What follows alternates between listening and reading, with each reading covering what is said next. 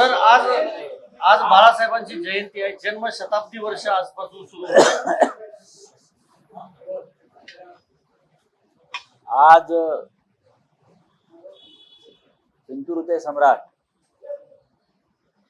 शिवसेना प्रमुख बाळासाहेब ठाकरे यांची जन्मशताब्दी वर्ष सुरू झालेलं आहे. देशभरातून सर्वच मान्यवरांनी आजच्या दिवसानिमित्त आपले शुभ संदेश पाठवले. देशाचे पंतप्रधान नरेंद्र मोदी यांनी बाळासाहेबांबरोबरचा फोटो, स्वतःचा फोटो ट्विट करून बाळासाहेब हे कसे आपले मार्गदर्शक होते, आम्ही त्यांच्यापासून कशी प्रेरणा घेतली, आम्हाला त्यांच्यापासून कशी ऊर्जा मिळाली, त्याने देशाला, महाराष्ट्राला कशी दिशा दाखवली, अशा प्रकारची भूमिका शिवसेना प्रमुखांना आदरांजली वाहताना त्यांनी पाहिली.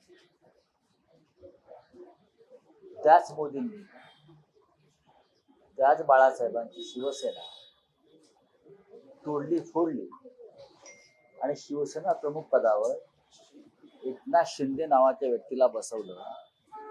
आता मोदी एकनाथ शिंदेकडून ऊर्जा, प्रेरणा, मार्गदर्शन घेतात का, असा लोकांच्या मनात एक प्रश्न.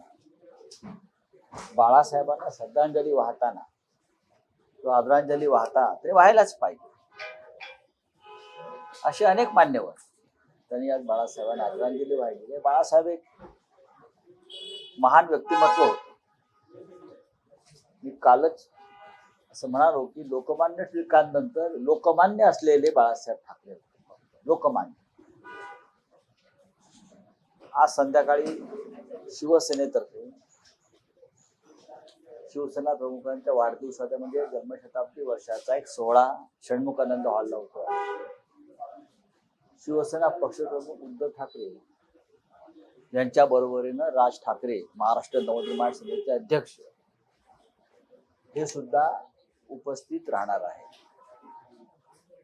बाळासाहेबांनी महाराष्ट्राला आणि देशाला एक फार मोठा विचार दिला. तो म्हणजे भक्कम एकजुटीचा. मग मराठी माणूस असेल किंवा हिंदू असेल, ऐक्याची वज्रमूठ ही कोणत्याही संकटाशी सामना करू शकते आणि त्यांनी ते दोन्ही ठिकाणी करून दाखवलं. बाळासाहेबांनी सामान्यातला सामान्य माणसाला शूर आणि वीर बनवलं. त्याला त्यांचं न्याय, हक्क आणि कर्तव्य यांची जाणीव करून दिली.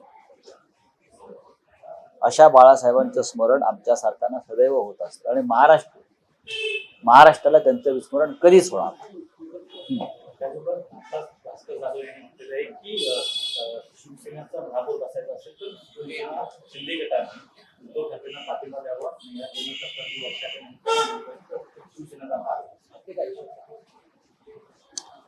देखिए, पार्टी डिसाइड करे. पक्ष जो आहे भारतीय जनता पक्ष कोणत्याही परिस्थितीमध्ये महापौर पद सोडणार नाही. ते शिवसेना प्रमुखांचे फोटो वगैरे राजकीय स्वार्थासाठी वापरतात.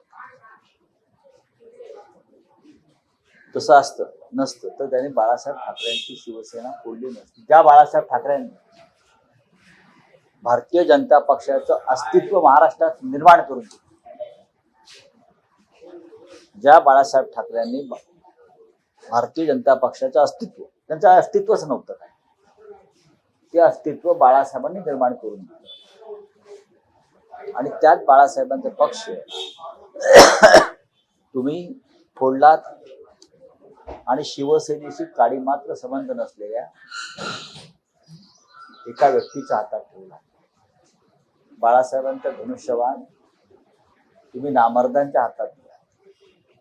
अशा भारतीय जनता पक्षाकडून कोणती अपेक्षा करणं की पक्ष निर्णय घेईल शिंदेचा पाठिंबा घ्यायचा की नाही, काय करायचं यापुढे. येस, शिंदेचा पाठिंबा घेणार नाही. हा ते हवंय की पक्ष विचार करेल की एवढे आजही ती भूमिका आहे. एवढे शिवसेनेवरती वाईट दिवस आलेले नाही. सत्ता मिळाली नाही म्हणून आमचा जीव तडफडत नाही, आम्ही कळवळत नाही, बरं का. भारतीय जनता पक्षाला जी सत्तेची राक्षसी हाव सुटलेली आहे ती तुम्हाला दिसते. ज्या पद्धतीने त्यांनी निवडणुका लढवल्या, जिंकल्या पैशाचा वापर करून, हा काय बाळासाहेबांचा विचार नव्हता. बाळासाहेब असं म्हणायचे, अगदी स्पष्ट बोलायचं तर अशा प्रकारचं राजकारण जेव्हा त्यांना घुणा यायला लागली, यांच्यापेक्षा वेशा परवडल्या म्हणायचे.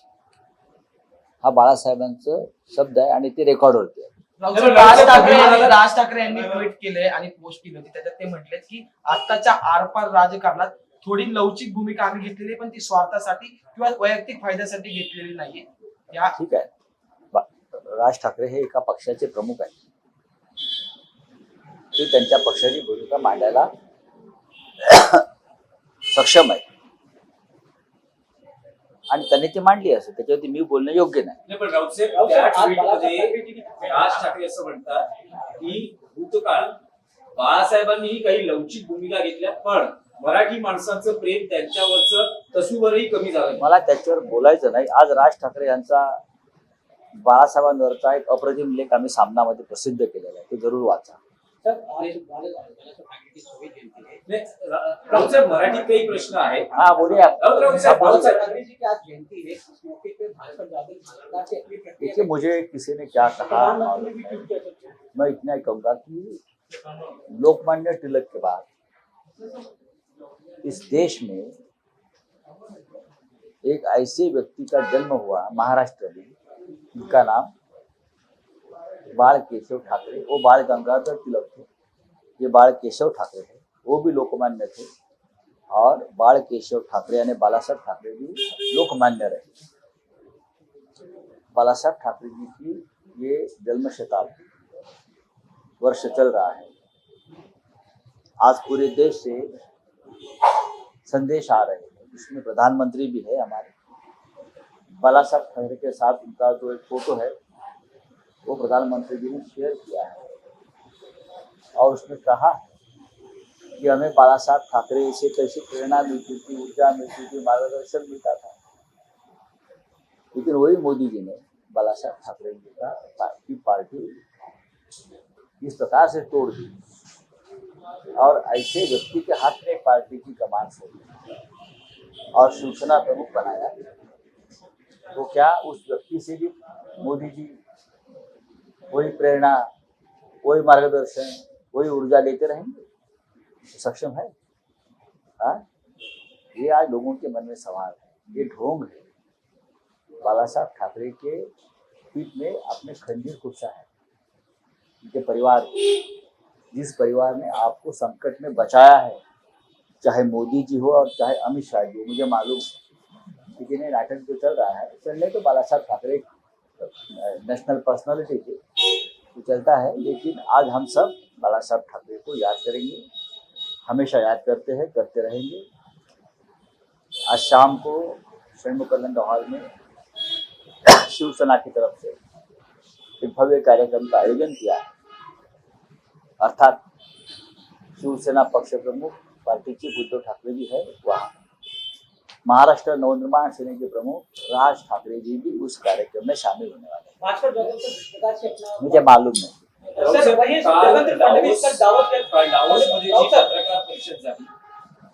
देवेंद्र फडणवीसांना प्रश्न विचारण्यात आला केडीएमसीच्या बाबतीत जे नवसत्ता समीकरण होत आहे, ते असं म्हणाले की महाराष्ट्रात जे राजकीय करार झालेले आहेत, मी मुंबईत परत आल्यानंतर या विषयावर बोलेन.